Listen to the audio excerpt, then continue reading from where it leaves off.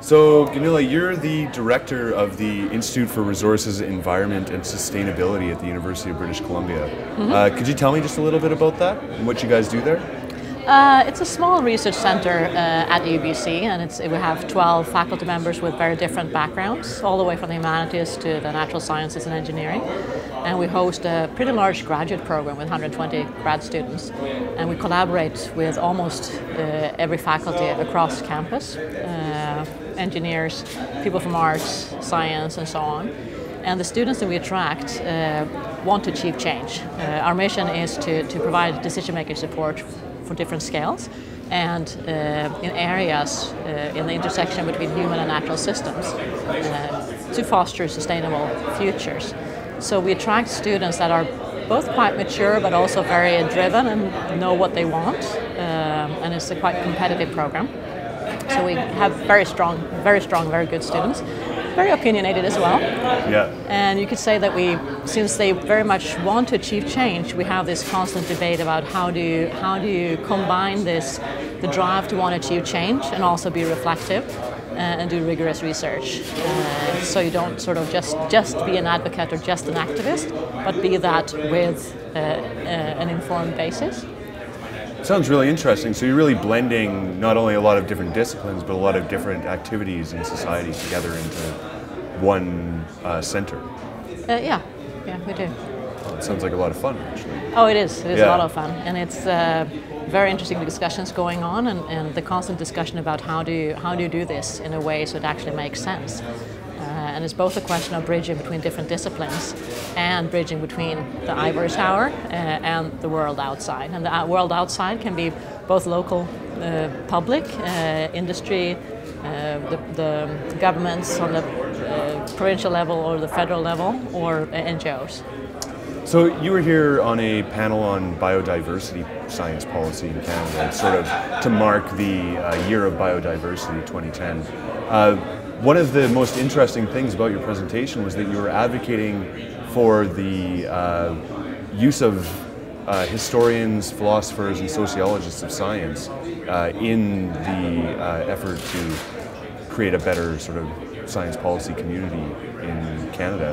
Could you maybe elaborate a little bit about what you think the role of history, philosophy, and scientific knowledge, and sociological knowledge is in science policy making?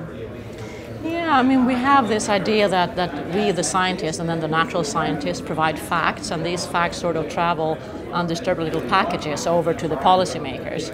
The thing is that facts are not just totally independent of context. We are also humans, as we are scientists, and we are interested in some things and not interested in other things. It's changing, but most natural scientists and engineers are not trained to think about their thinking, which people from the humanities are. It's part of the basic training. And if you don't know about your roots, you don't know about the embedded values and the questions that you're asking and how they actually color the outcome, you're at the risk of advocating something that actually has outcomes that you have no idea about, and you're not aware of the trade-offs, and that it might be trade-offs that is dependent on that you have different values than someone else. So to understand the history of your research and why your discipline are asking these questions, and also the history of it, and also which questions are considered to be interesting and why are those interesting and why aren't other interesting, and how that relates to the solutions that we find, and how we can find different ways of describing different alternatives, and how if I take this position, this is the alternative I would suggest, but if we take this position, this is the alternative.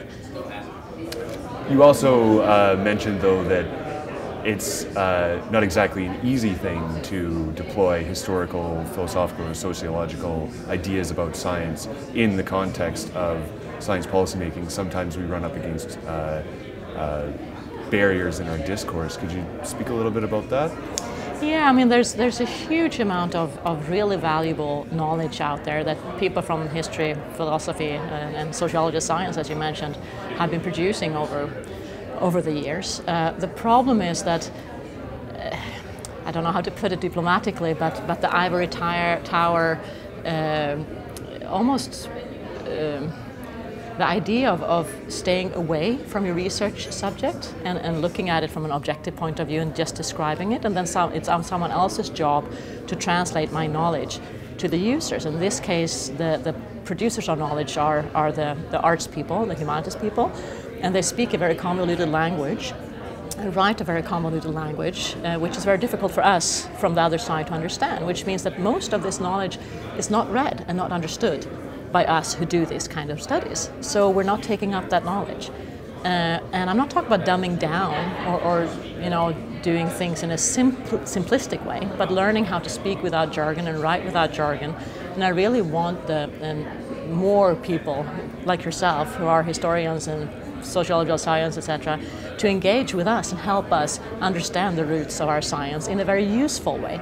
So not just from a philosophical, interesting, yes, distant way, but sort of really getting the hands dirty and collaborate with us to help us formulate our questions and understand how our own knowledge is situated.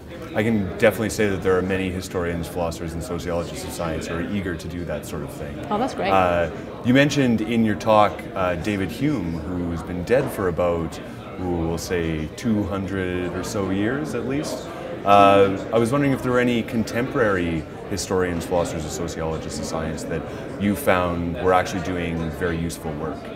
Well, the philosopher sociologist that got me to understand this was Bruno Latour, and his book Science in Action. I mean, it's from '86, it's a bit old now, but and what's really hit me with that book was that he's talking about the use of evidence, and he's sort of proving in his book that evidence has very little to do with what becomes accepted as truth in science.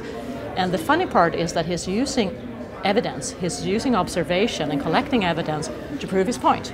Yeah. Which to me is sort of one of these things that evidence is quite useful, because his findings are extremely useful, but it's also creating truth by the way he's saying you can't create truth.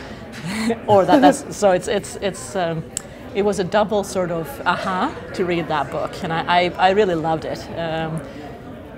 Well, there's numerous others, but most use a language which are difficult for the non-philosopher or non-sociologist to read. Yeah. Okay, I think that's great actually. Okay, thank you. Thank you very much.